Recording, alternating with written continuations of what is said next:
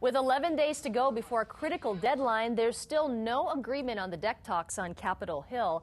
Earlier this morning, the Senate rejected the House GOP plan to cut spending and require a balanced budget amendment. Now, the vote was 51 to 46. The Tea Party-backed measure had been widely expected to fail in the Democratic-controlled Senate. Now, the package crafted by President Obama and House Speaker John Boehner contained roughly $4 trillion in spending cuts and a tax overhaul. And joining us this morning with more on the debt talks in our nation's capital is Dr. Carl Bonham. He's the executive director of the University of Hawaii Economic Research Organization. Good morning, and thank you so much for joining us. Morning. And I know you're going to sort all of this out because there's been quite a lot of activity in Congress, and there's been a deal, there's no deal, there's a deal and no deal, and now we're hearing about this Gang of Six. So can you summarize what happened this week with them?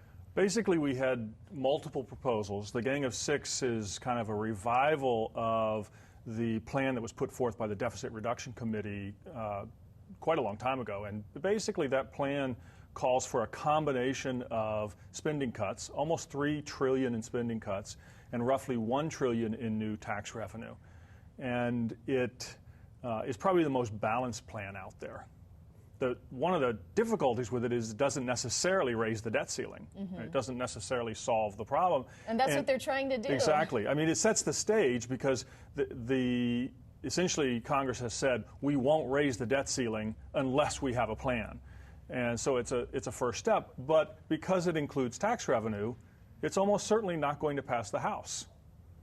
Now let's take a look at this House proposal that just failed. This is no surprise to you, right? Oh, no, it wasn't a surprise to anybody. It wasn't a surprise to the people in the House who spent an entire day debating it. It's just posturing and political grandstanding to say, oh, look at us, we can solve the deficit.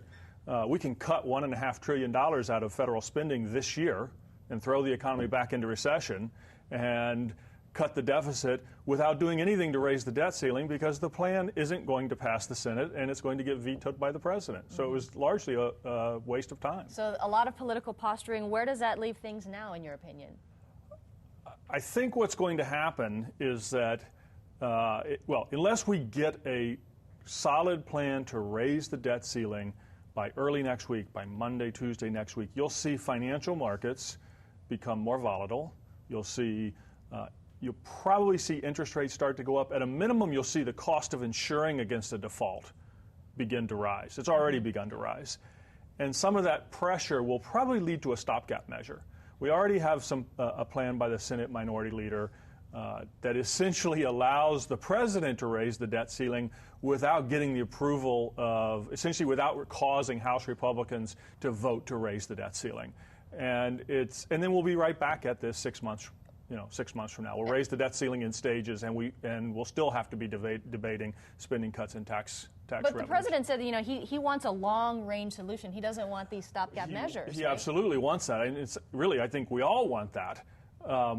But if you can't get that, you have to deal with the immediate crisis, which is being created by not raising the debt ceiling. All right, Dr. Carl Bonham from the University of Hawaii Economic Research Organization, thank you so much. And I'm sure we'll be talking about this next Friday. I hope not. Right. maybe the solution. All right, hopefully, just cross your fingers. And don't forget, if you'd like to see this UHERO report again, you can go to our morning section of our website, KITV.com. And UHERO has a Facebook page, right? That's right. All right, you can go to that as well. It is 6:38. We'll be right back.